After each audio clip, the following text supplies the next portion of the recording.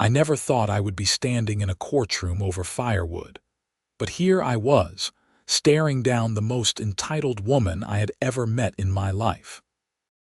My name is Gregory Keller, and I had just moved to the quiet town of Willow Creek, Montana, 3 months ago, looking for peace after years of city life in Portland. What I found instead was a nightmare wrapped in a pearl necklace and designer sunglasses, going by the name of Patricia Henderson, the president of the Pine Valley Homeowners Association. It started on a crisp October evening when I decided to light up my wood stove for the first time since buying the house. The property was a beautiful 1940s craftsman-style home that sat on the edge of the development, surrounded by tall pines and overlooking the mountains. The real estate agent had mentioned that the house had historical significance in the area, being one of the original structures before the neighborhood was developed in the 80s. I fell in love with it immediately, especially the gorgeous cast iron wood stove in the living room that the previous owner assured me was original to the house. That evening, I loaded up some seasoned oak that I had purchased from a local supplier and got a nice fire going. The warmth spread through the house beautifully, and I settled into my leather armchair with a book and a glass of whiskey, thinking this was exactly the life I had been dreaming of. The smell of wood smoke drifted through the air, reminding me of camping trips with my late father when I was a kid. About 20 minutes into my peaceful evening, there was an aggressive pounding on my front door. I set down my book, confused about who would be visiting at 7 in the evening. When I opened the door, I was confronted by a woman in her late 40s with an angular face, perfectly styled blonde hair, and an expression that could curdle milk. "Are you the owner of this property?" she demanded without so much as a greeting. "I am. Can I help you?" "I am Patricia Henderson, president of the Pine Valley HOA. I am here to inform you that you are in direct violation of our community standards by burning wood in your stove. The smoke is polluting the air and creating a nuisance for your neighbors." I blinked at her, certain I had misheard. "I am sorry, what? It is a wood stove. That is what it is designed for. Our HOA regulations clearly state that no wood burning is permitted in the community. You need to extinguish that fire immediately and cease this activity." I felt my jaw tighten. "Madam, this stove came with the house. It has been here since the 40s. I bought this property specifically because of its historical features." Patricia's eyes narrowed. "I do not care when the stove was installed. The rules are the rules, and you agreed to follow them when you purchased property in Pine Valley." "I reviewed the HOA documents before closing," I replied, keeping my voice level. "There was nothing about wood stoves or wood burning in the covenants I received." "Well, you obviously did not read them carefully enough. I expect this fire to be out in the next 10 minutes, or I will be forced to take action." She turned on her heel and marched back down my driveway toward a white BMW parked on the street. I stood there in disbelief for a moment before closing the door. I went straight to my home office and pulled out the thick stack of HOA documents I had received at closing. I spent the next 2 hours reading through every single page. There was absolutely nothing about wood stoves or prohibitions on burning wood. There were rules about trash cans, lawn height, exterior paint colors, and parking, but not a single word about wood burning. The next morning, I called my real estate agent, Tom Morrison, to ask about this situation. He seemed as confused as I was. "Greg, I have been selling homes in Willow Creek for 15 years. I have never heard of any rule against wood stoves in Pine Valley. Half the houses in that development have fireplaces." "Are you sure that is what she said?" "Positive. She was very clear about it. Let me make some calls." Something doesn't add up here. Tom called me back that afternoon with interesting information. He had spoken to several other residents in Pine Valley, and none of them had ever heard of such a rule either. In fact, 3 of my neighbors regularly used their wood fireplaces without any issues. He suspected that Patricia might be making up rules or possibly acting on some personal grievance. That evening, I decided to light my stove again. It was my house. I had found no legitimate rule against it, and frankly, I was not going to be bullied by someone on a power trip. The fire crackled pleasantly, and I made myself dinner, trying to put the whole strange encounter out of my mind. Right around 8 o'clock, I heard sirens. My heart sank as I watched through my front window as a police cruiser pulled up in front of my house, followed closely by Patricia Henderson's BMW. A sheriff's deputy approached my door, and Patricia stood behind him on my lawn with her arms crossed, looking satisfied. I opened the door before the deputy could knock. "Evening, sir. I am Deputy Martinez with the Willow Creek Sheriff's Department. We received a complaint about smoke coming from your residence." "Good evening, Deputy. I am burning wood in my wood stove," I explained calmly. Patricia's voice cut in from behind him. "Which is against HOA regulations." Deputy Martinez glanced back at her with what I recognized as thinly veiled annoyance before returning his attention to me. "Sir, is the stove functioning properly? Any concerns about carbon monoxide or fire hazards?" "No, sir. The stove was inspected and cleaned by a professional before I used it. Everything is in perfect working order." The deputy nodded. "May I take a look at it just to be sure?" "Of course." I stepped aside and let him enter. Patricia tried to follow, but I held up my hand. "You are not invited into my home." Her face turned an interesting shade of red. "How dare you? I have every right to inspect properties for violations." Deputy Martinez turned back. "Madam, actually, you do not have the right to enter someone's private residence without their permission. Please wait outside."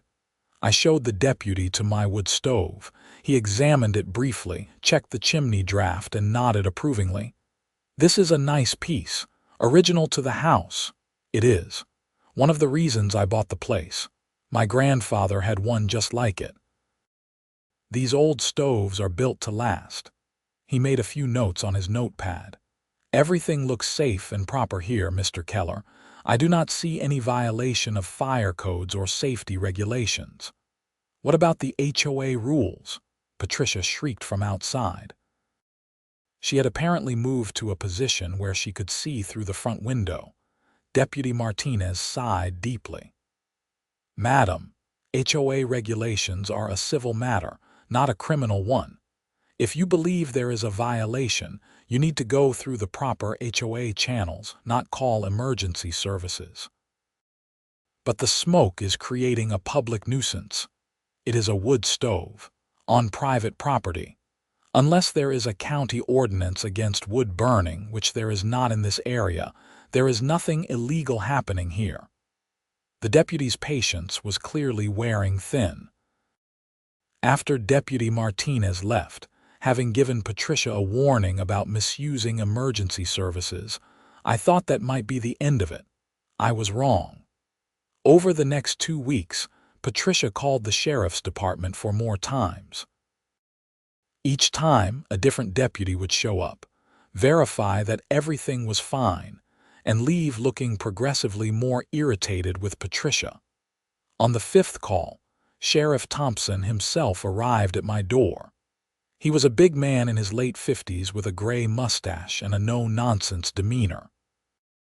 "Mr. Keller, I apologize for this harassment.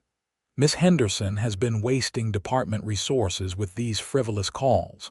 I have personally informed her that if she calls again about this issue, she will be cited for misuse of emergency services." "I appreciate that, Sheriff.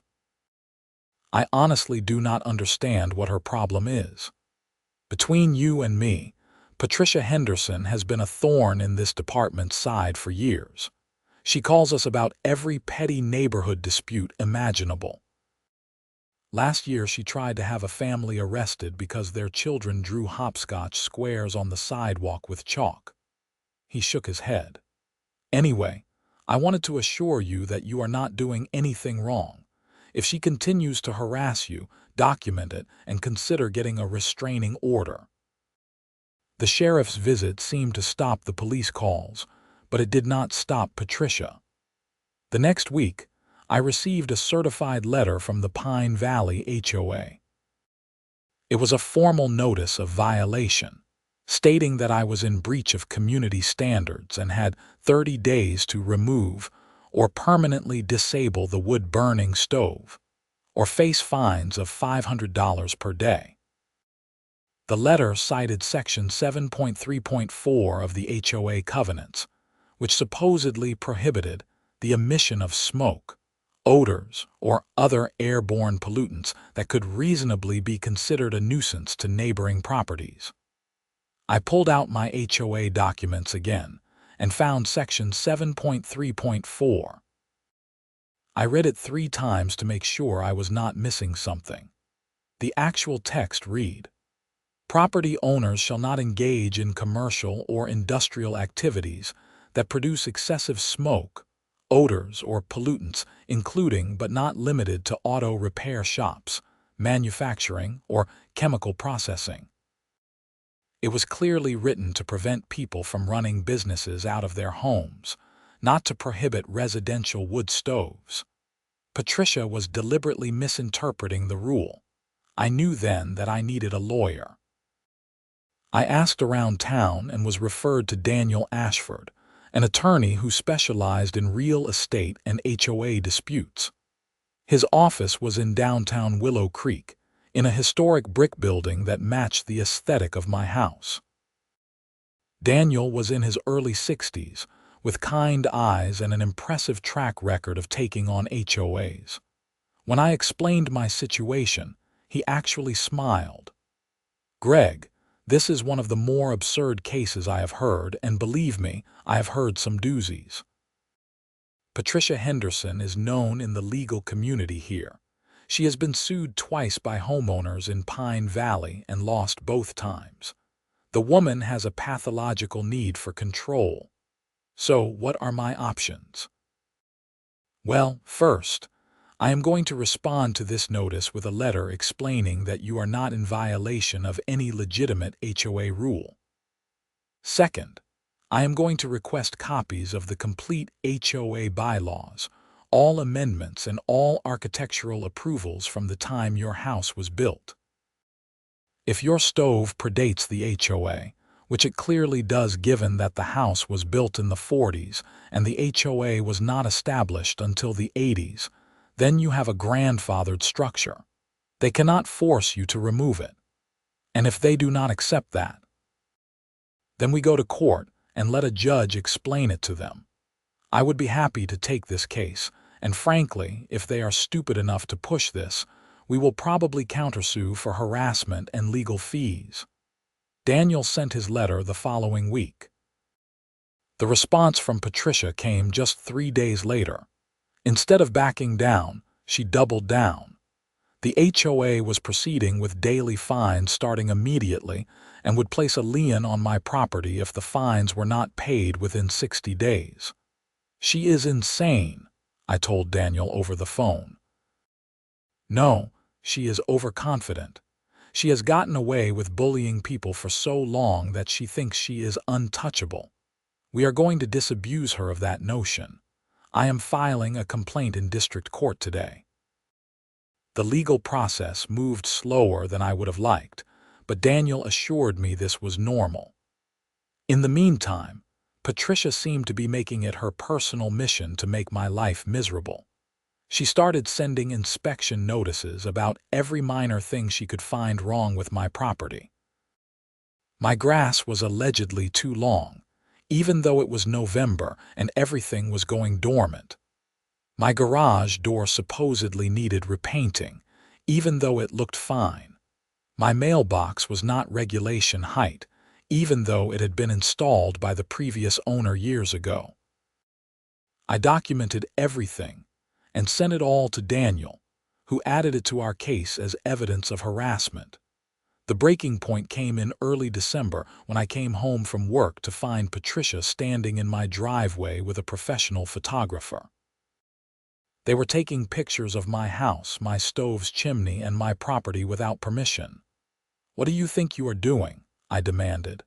"Documenting violations for the HOA legal proceedings," Patricia responded coolly. "This is community property. This is my driveway. You are trespassing." The HOA has the right to inspect properties for compliance. From the street, maybe. Not on my private driveway without notice or permission. You need to leave right now, or I am calling the sheriff.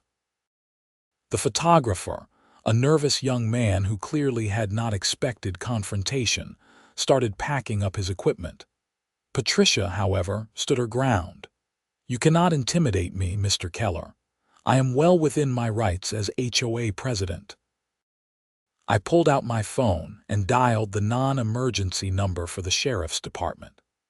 Patricia finally left, but not before informing me that the HOA board would be voting on additional sanctions against me at their next meeting. That meeting happened 2 weeks later, and I attended it despite Daniel's advice that it might be better to stay away.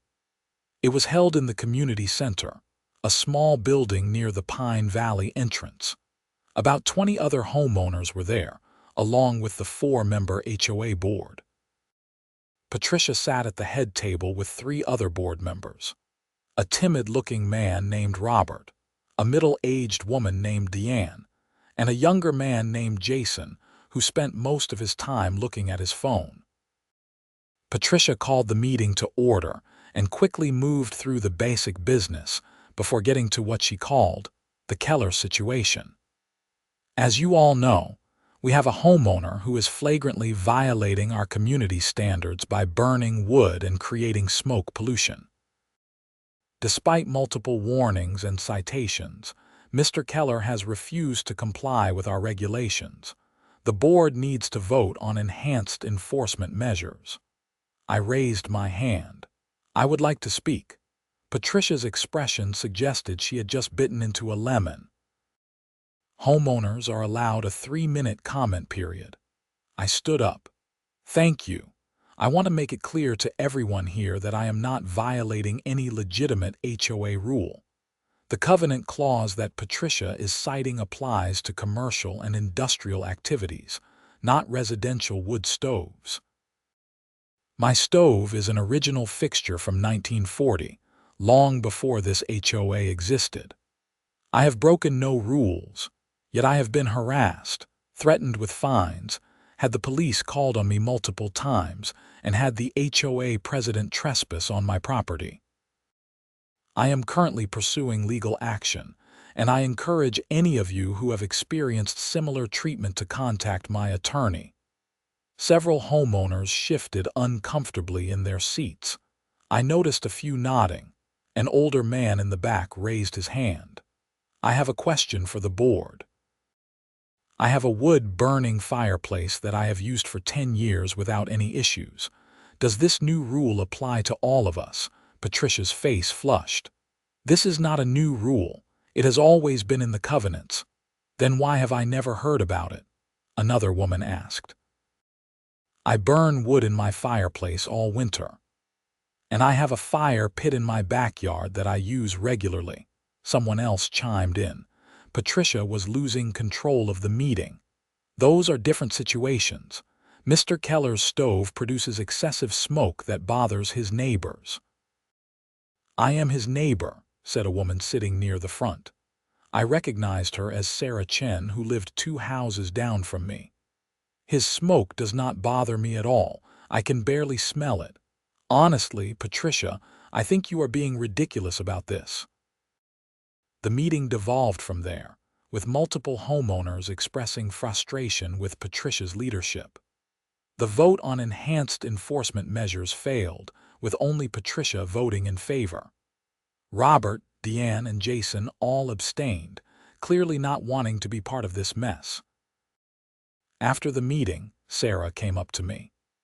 I wanted to apologize. I had no idea Patricia was putting you through all this. A bunch of us have been talking and we are pretty fed up with her. She has been abusing her position for years, and this thing with you might be the last straw. I appreciate your support, I told her. I just want to live peacefully in my house. You should.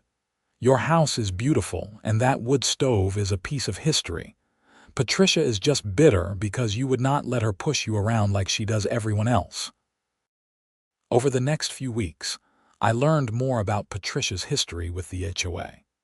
She had been president for 6 years, running unopposed every election because no one else wanted the job.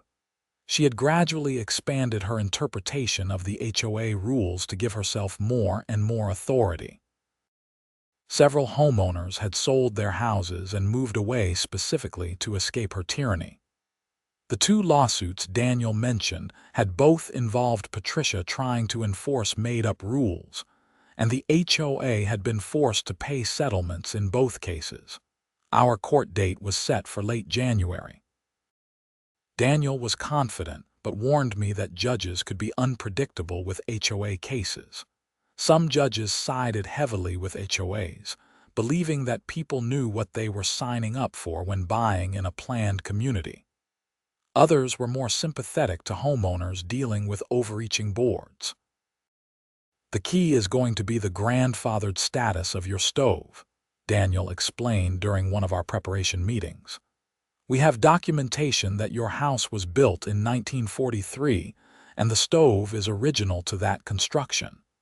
The HOA was not formed until 1986. They literally cannot regulate something that existed 43 years before they had any authority. What if the judge does not see it that way? Then we appeal, but I really do not think it will come to that.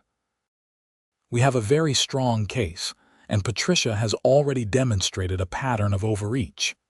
The 2 previous lawsuits are going to work heavily in our favor. As the court date approached, Patricia seemed to escalate rather than back down. She sent me a notice that my house would be subjected to a comprehensive architectural review, and that I would be required to pay for any modifications deemed necessary by the board. She also attempted to have my voting rights in the HOA suspended, claiming I was a rogue homeowner acting in bad faith. Daniel added all of this to our case file. She is building our harassment claim for us. Every one of these documents shows a pattern of targeted abuse. At this point, I am confident we will not only win the case, but also get a judgment against the HOA for your legal fees and possibly additional damages for harassment. The week before court, I received a letter that was not from Patricia or the HOA board. It was signed by 32 homeowners in Pine Valley, expressing their support for my case and their frustration with Patricia's leadership. Many of them shared their own stories of being harassed or threatened by her. One family had been fined because their children's swing set was allegedly not approved, even though it was in their backyard and not visible from the street. Another couple had been cited for having the wrong shade of beige on their shutters. The stories went on and on. Sarah Chen had organized the letter. She called me the day before court to wish me luck.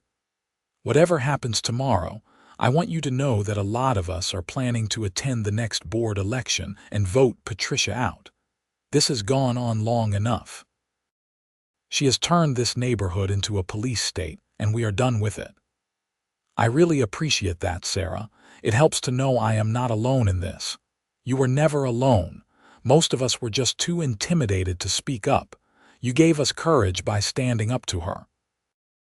The morning of the court hearing, I put on my best suit and met Daniel at the Willow Creek District Court. It was a modern building, only about 10 years old, with large windows and a surprisingly welcoming interior. We went through security and found our assigned courtroom on the 2nd floor. Patricia was already there with the HOA's attorney, a sharp-looking woman in her 40s named Margaret Simmons. I had heard of her. She worked for a law firm in Billings that specialized in representing HOAs and had a reputation for aggressive litigation tactics.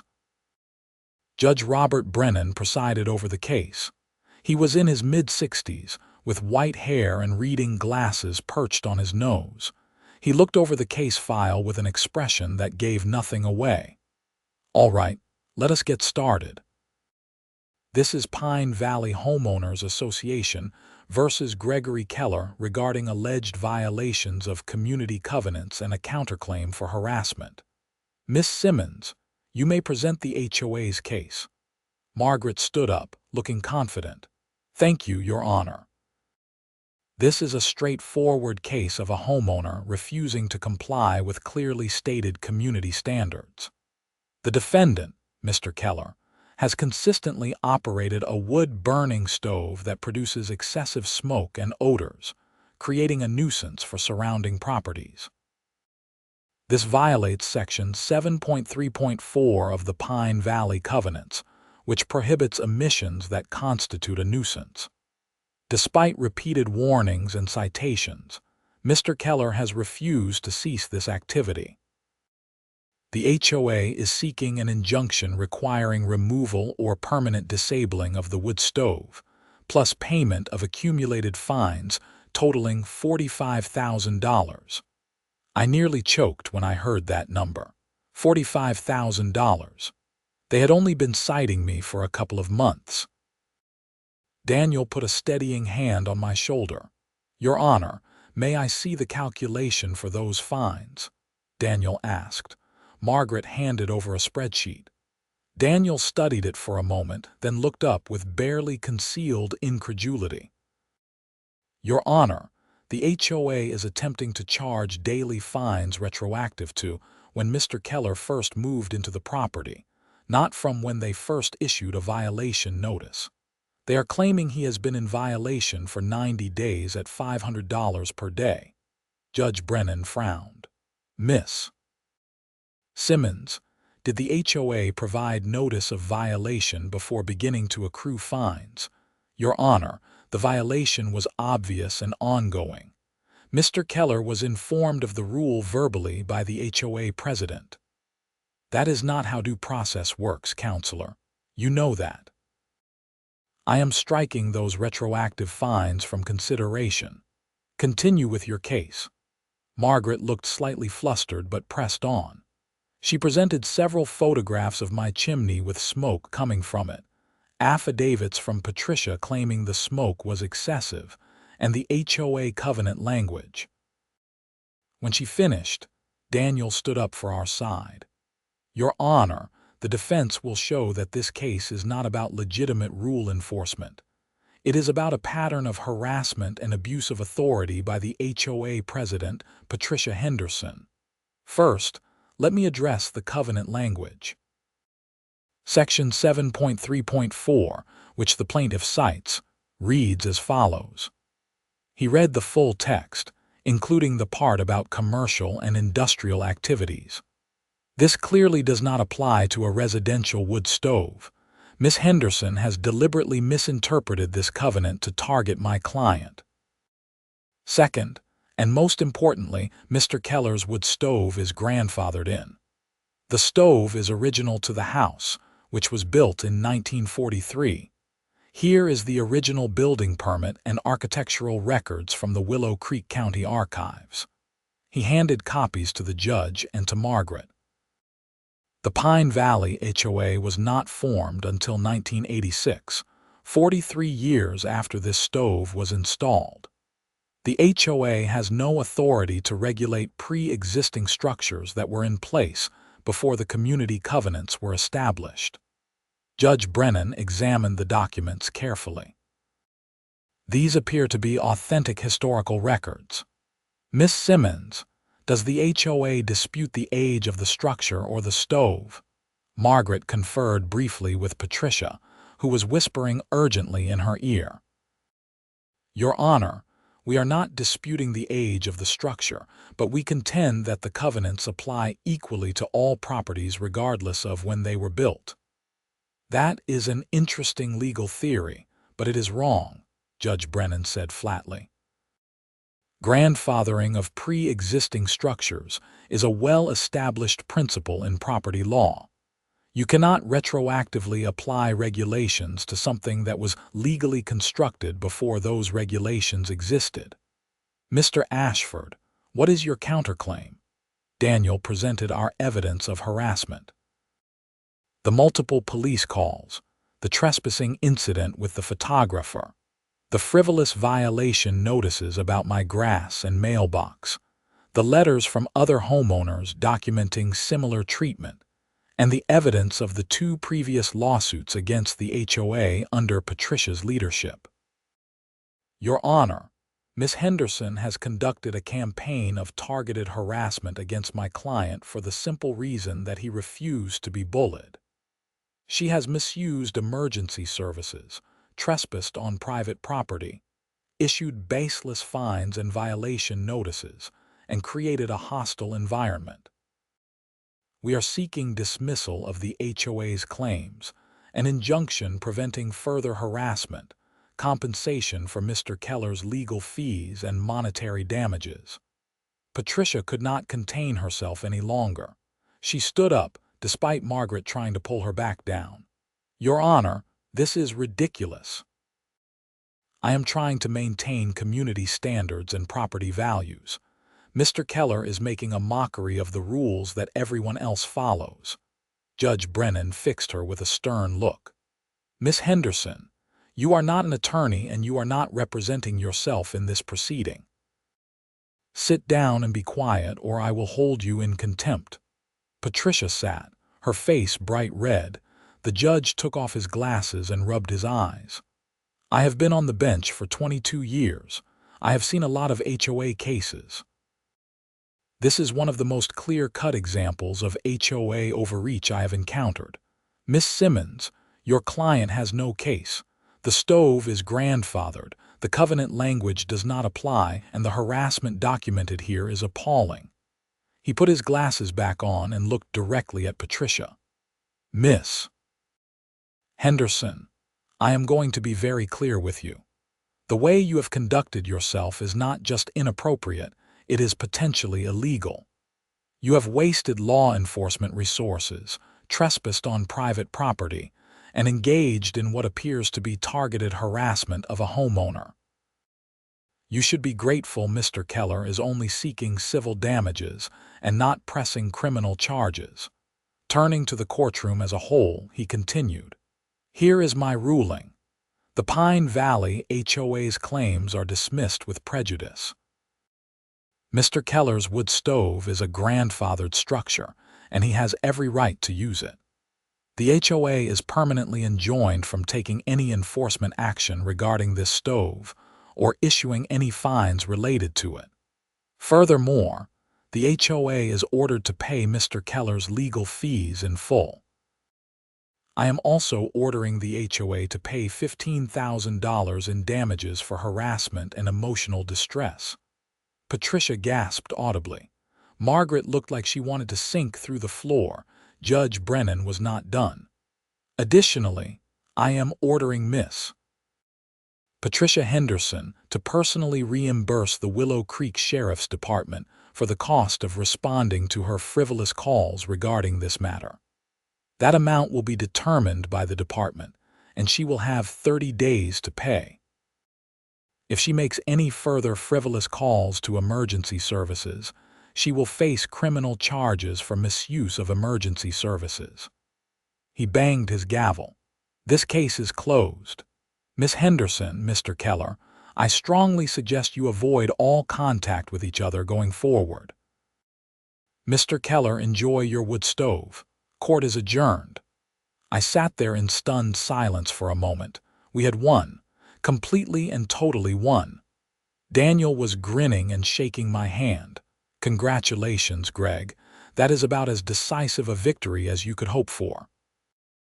As we gathered our materials, I glanced over at Patricia. She was sitting motionless, staring at the table in front of her. Margaret was speaking to her in low, urgent tones, probably explaining the financial implications of the judgment. The HOA would have to pay my legal fees, which I knew had to be substantial given how much work Daniel had put in, plus the $15,000 in damages. For a small HOA like Pine Valley, that was a significant hit to their budget. We left the courtroom and walked out into the bright January afternoon. Despite the cold, I felt lighter than I had in months. "What happens now?" I asked Daniel. "The HOA has 30 days to pay the judgment. If they do not, we can put a lien on HOA assets and pursue collection. I will send them an itemized bill for my fees. As for Patricia, I expect there is going to be a lot of pressure on her to resign after this." Daniel was right. The news of the court ruling spread through Pine Valley like wildfire.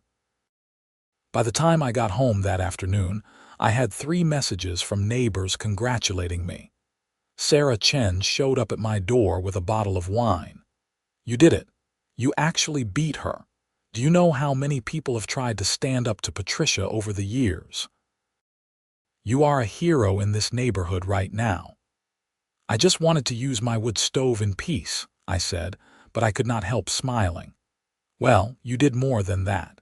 You exposed her for what she is. There is already a petition going around to call a special election to remove her from the board. We have over 40 signatures, and we only started it 2 hours ago." The Pine Valley HOA held their special election 3 weeks later. Patricia tried to defend her record, claiming she was only trying to protect property values and maintain standards. No one was buying it anymore. She was removed from the board by a vote of 63-2. Even Robert, Deanne, and Jason voted against her. Sarah Chen was elected as the new HOA president, along with 2 other reasonable homeowners who wanted to reform the organization and return it to its original purpose of maintaining common areas and organizing community events, not micromanaging everyone's lives. One of Sarah's first acts as president was to conduct a comprehensive review of all HOA rules and enforcement actions from the past 2 years. She discovered that Patricia had issued over 200 violation notices during that time, most of them for trivial or completely fabricated violations. The new board voided all outstanding fines and sent apology letters to affected homeowners. The HOA also had to send me a check for my legal fees and damages. Daniel's bill came to $38,000, which I thought was entirely reasonable given the amount of work he had done and the results he had achieved. Combined with the $15,000 in damages, the Pine Valley HOA had to pay me $53,000. It was a massive financial hit for them, but Sarah told me that the board considered it money well spent if it meant getting rid of Patricia and reforming the organization. As for Patricia herself, she disappeared from neighborhood affairs entirely. I heard through the grapevine that she was trying to sell her house and move to a different community, possibly one where she could start fresh and rebuild her little empire of petty tyranny. I hoped the new neighbors would be less tolerant of her behavior than we had been. The sheriff's department billed her $1,200 for the cost of responding to her frivolous calls about my wood stove. She paid it, though reportedly she tried to argue that the calls were legitimate. The department was not sympathetic. As winter progressed into spring, life in Pine Valley improved dramatically under the new board leadership. The constant threat of violation notices and fines disappeared. People started actually enjoying living in the neighborhood again. Block parties were organized, a community garden was started, and the HOA became what it should have been all along: a positive force for bringing neighbors together rather than a tool for one person's control issues. I continued using my wood stove throughout the winter without any further issues. The smell of wood smoke drifting from my chimney became a welcome part of the neighborhood ambience, especially on cold evenings when the temperature dropped below freezing. Several neighbors commented on how cozy and inviting it made the whole area feel. One Saturday afternoon in March, I was splitting wood in my driveway when Sarah stopped by with her husband Tom and their 2 kids. "Hey Greg, we are having a neighborhood potluck next weekend, and we would love for you to come. It is partly a celebration of the new board, but mostly just an excuse to get everyone together and remember why we chose to live in this community." "I would love to," I said. "What should I bring?" "Whatever you want." "Oh, and we were thinking it might be nice to have a bonfire in the common area. If you have any extra wood you would be willing to donate." She grinned. We checked, and there is absolutely nothing in the covenants prohibiting outdoor fires. The potluck was a huge success. More than 70 people showed up, and the bonfire burned bright and warm as the sun set over the mountains. Kids roasted marshmallows, adults shared food and conversation, and there was a genuine sense of community that had been missing under Patricia's oppressive leadership. As I stood by the fire, watching the flames dance and listening to the sound of happy neighbors, I reflected on the past several months. It had been stressful and expensive, even with the damages award. There had been times when I wondered if it would have been easier to just give in and stop using the stove. But I was glad I had stood my ground, not just for myself, but for everyone in Pine Valley who had been living under Patricia's thumb. Property rights matter. The right to peacefully enjoy your home without unreasonable interference matters. HOAs serve an important function in maintaining communities, but they can easily become vehicles for petty tyrants if residents do not hold them accountable. My case had been a reminder to everyone that boards and their presidents are not above the law, and that homeowners have legal recourse when they are wronged. Daniel Ashford had become a friend through the process. He stopped by the potluck, and we talked about the case and its aftermath. "You know, Greg, your case has already had ripples beyond Pine Valley. I have received calls from 3 other homeowners in different developments around Willow Creek who are dealing with similar HOA overreach. They all cited your case as inspiration to fight back. You may have started a trend." "I just wanted to burn wood in my stove," I said for what felt like the 100th time, and Daniel laughed. The best legal fights often start with the simplest grievances. Someone pushes too far, someone else pushes back, and suddenly principles are being established.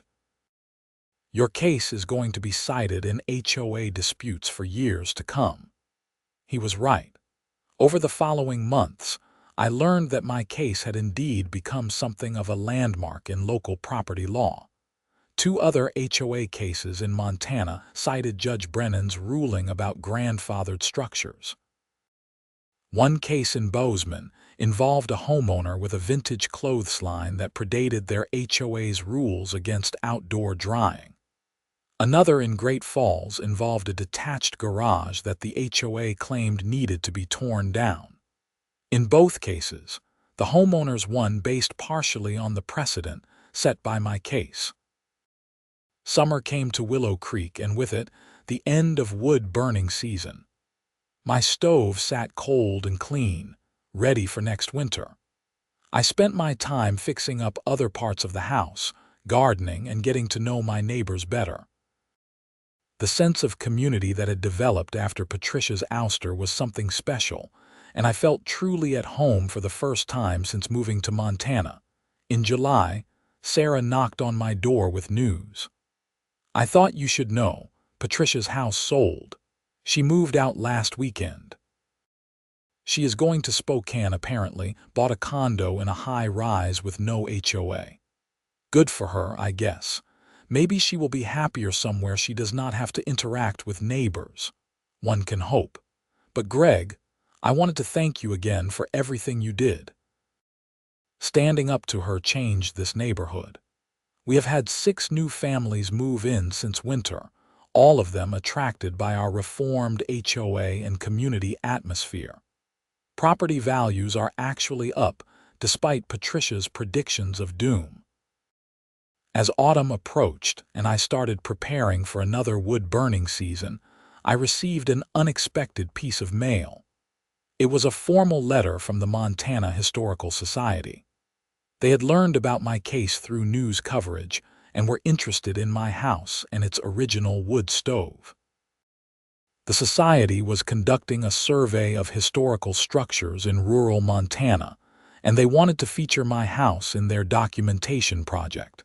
A historian named Dr. Ellen White visited in September. She was fascinated by the house and especially the stove.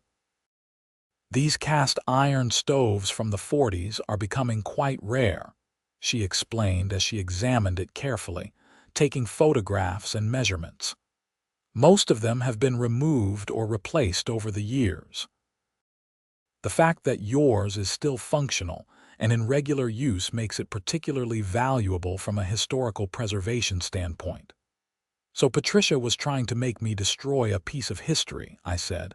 "Essentially, yes, though I doubt historical preservation was on her mind."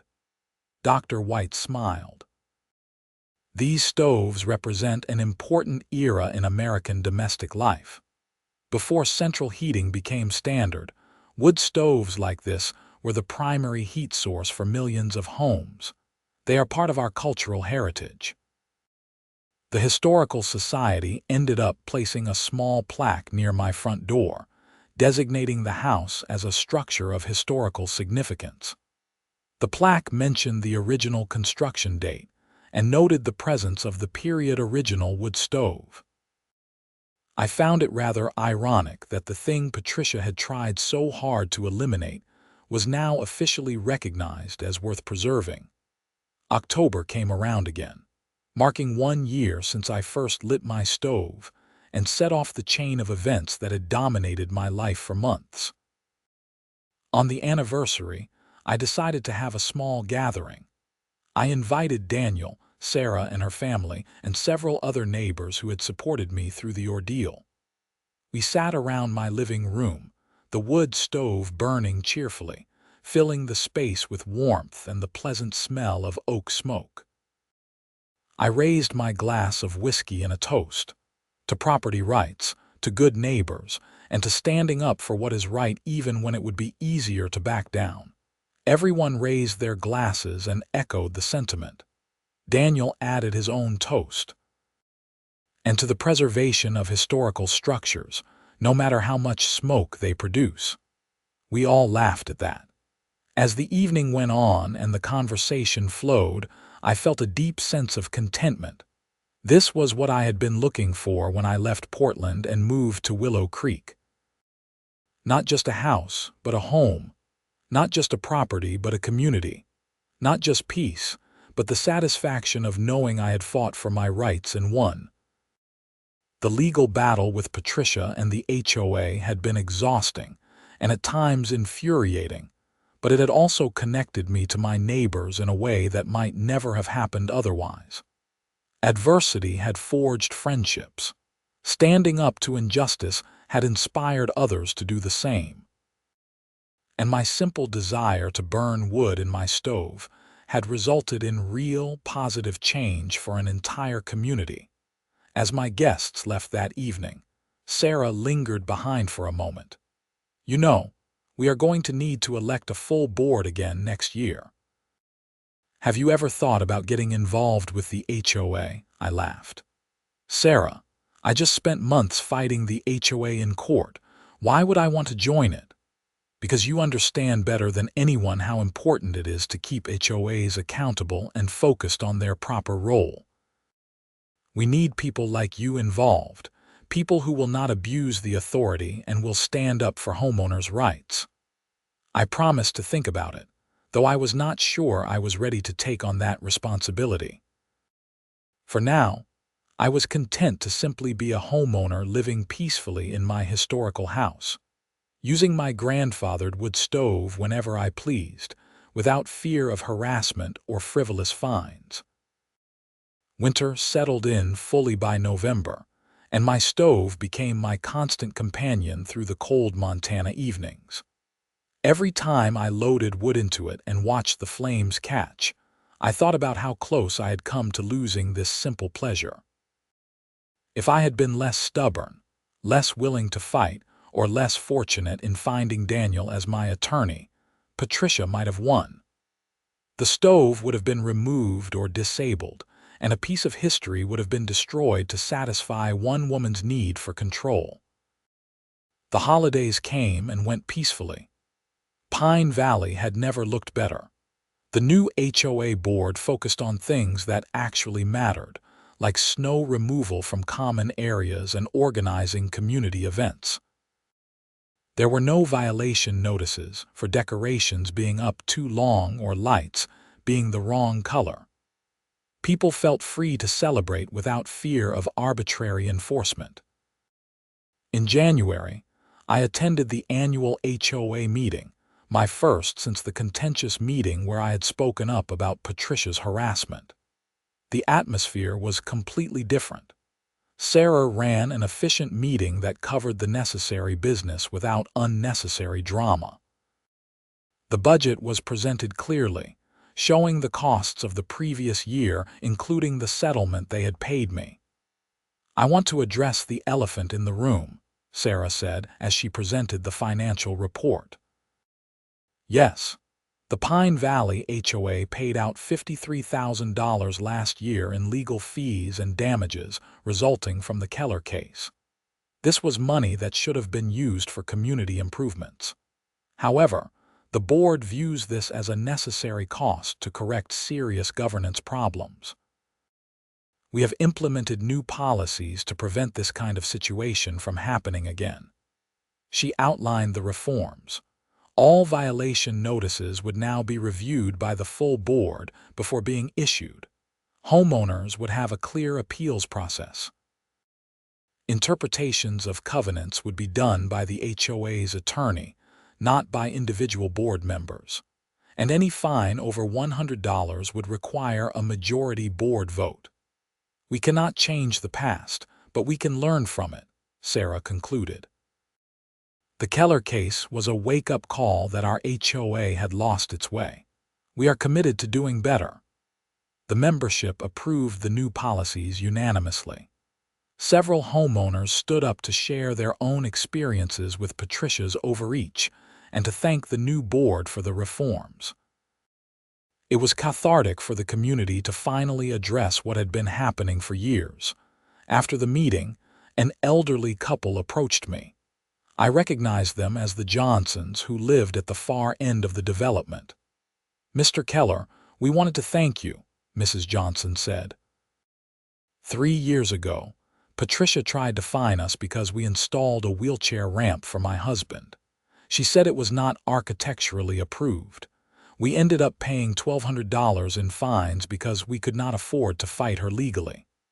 After your case, the new board refunded that money. It meant so much to us. Stories like that reinforced why the fight had been worthwhile. Patricia had hurt a lot of people over the years, not just me. The fact that the new board was working to make things right said a lot about their character and commitment to actual community values. Spring arrived again, and with it came the end of my second wood-burning season in the house. The stove had performed flawlessly, keeping my house warm and comfortable through even the coldest nights. I had burned through about 3 cords of wood, all purchased from a local supplier who told me my case had been good for his business. Apparently, several other wood stove owners in the area had been inspired to use their stoves more regularly after hearing about my victory. In April, I received notification that the Montana Historical Society was publishing their survey results, and my house was featured prominently. The publication included a full-page photograph of my wood stove along with its history, and the story of how it had nearly been destroyed by HOA overreach. Dr. White had written a sidebar about the importance of preserving functional historical features and the legal protections for grandfathered structures. The publication brought some unexpected attention.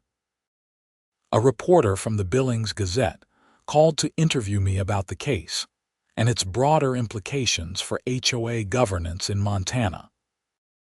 The resulting article ran with the headline, "Wood Stove Battle Highlights HOA Reform Needs," and featured interviews with me, Daniel, Sarah, and even Judge Brennan, who took the unusual step of commenting on a case he had decided.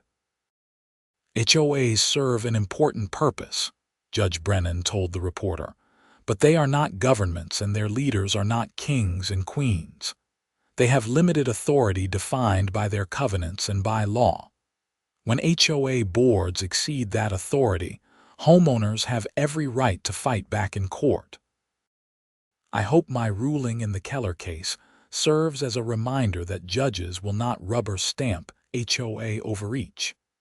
The article sparked a broader conversation about HOA reform in Montana. Several state legislators took an interest, and by summer, there were proposals to strengthen homeowner protections in state law. One bill would require HOAs to pay attorney fees for homeowners who successfully challenged baseless violation notices. Another would create a state oversight board for HOA complaints. While neither bill passed that session, the conversation had started, and Daniel told me he was optimistic about future reforms. As for me, life continued peacefully in Willow Creek. I had settled fully into my home and community. The wood stove that had caused so much trouble had become something of a symbol, not just for me but for the whole neighborhood. It represented standing up for your rights, preserving history, and refusing to be bullied. Sarah eventually convinced me to run for the HOA board, and I won a seat in the annual election. I figured I owed it to the community to give back and to help ensure that the reforms Sarah had implemented would continue. My experience gave me a unique perspective on how HOAs should and should not operate. 2 years after the court case, I ran into Margaret Simmons, the attorney who had represented Patricia and the HOA, at a legal conference in Billings. I was there as a guest speaker, invited to discuss the case and its implications for property rights. It was awkward at first, but she approached me during a break. "Mr. Keller, I want to apologize. I should have advised my client to drop that case the moment I reviewed the facts. The grandfathered status of your stove was clear, and Patricia's behavior was indefensible. I let my firm's relationship with the HOA cloud my professional judgment." "I appreciate you saying that," I told her. "No hard feelings. You were just doing your job as you saw it." I left that firm, actually. Started my own practice. I still do some HOA work, but I am much more selective about which cases I take. Your case taught me that sometimes you have to tell a client they are wrong, even if they are paying you. Patricia did not want to hear that, and I should have withdrawn from the case rather than pursue it. It was a gracious admission, and we parted on good terms. Everyone had learned something from that case, it seemed. Years passed. My wood stove continued to function perfectly, providing heat and ambience through countless Montana winters. The Pine Valley HOA continued to operate under reformed guidelines, and property values in the neighborhood remained strong. Patricia's predictions that my wood smoke would destroy home values had proven to be as baseless as her interpretation of the HOA covenants. I occasionally thought about that first evening when Patricia had pounded on my door, demanding I extinguish my fire. If I had known then where that confrontation would lead, I might have been intimidated. Court battles, legal fees, harassment, stress, all of that lay ahead. But I would do it all again in a heartbeat because the principle mattered. Property rights are not abstract legal concepts. They are fundamental to our freedom and quality of life. The right to use and enjoy your property without unreasonable interference is worth defending. HOAs have their place, but they must be kept in check, held accountable, and prevented from becoming instruments of petty tyranny. My grandfathered wood stove became a teaching tool. Daniel used the case in seminars for other attorneys. Sarah used it as an example in HOA board training about proper governance. The Montana Historical Society used it in materials about preserving historical structures. And I used it every winter to heat my home, each fire a quiet reminder that standing up for yourself matters. The story had an impact far beyond my own situation. Homeowners across Montana, and eventually in other states, learned about the case and were inspired to push back against their own HOA problems. Daniel told me he could trace a direct line from my case to dozens of others where homeowners successfully challenged HOA overreach. The precedent about grandfathered structures had been cited in multiple states.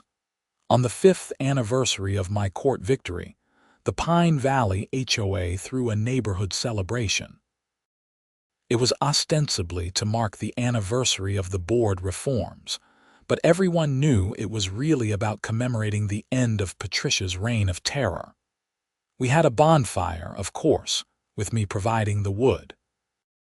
As the flames burned bright and neighbors gathered around sharing food and stories, I felt a profound sense of satisfaction. This was my home. This was my community. And that wood stove sitting in my living room, the one that had caused so much trouble and sparked so much change, was a piece of history worth preserving. Judge Brennan had ruled it was grandfathered in, protected by law and precedent. But more than that, it was grandfathered into my life, an integral part of my home and my story. I never did find out what happened to Patricia. She disappeared from Willow Creek after selling her house and never looked back. I heard occasional rumors about her trying to join the condo board in Spokane, but nothing concrete. I hoped she had learned something from our battle, though I was not optimistic. Some people are so invested in control and authority that they cannot see past their own need to dominate others. But that was not my problem anymore. I had my home, my community, my wood stove, and my peace. The smoke that drifted from my chimney on cold winter evenings was not pollution or a nuisance. It was the smell of home, of warmth, of history, and of a battle hard fought and righteously won. Every time I lit that stove, I was exercising my rights as a property owner and honoring the legacy of the craftsman who built it over 80 years ago. The judge had ruled my stove was grandfathered in, but it had become so much more than a legal decision. It was a symbol of standing up to bullies, of preserving history, of fighting for principles that matter, and of the importance of community built on respect rather than fear. That old cast iron stove had sparked a fire much bigger than any wood it had burned, a fire of reform and justice that had changed an entire community for the better. And every winter, as I sat in my comfortable living room with that stove glowing warm and bright, I knew that every bit of the struggle had been worth it. This was my home, and no one could take that away from me.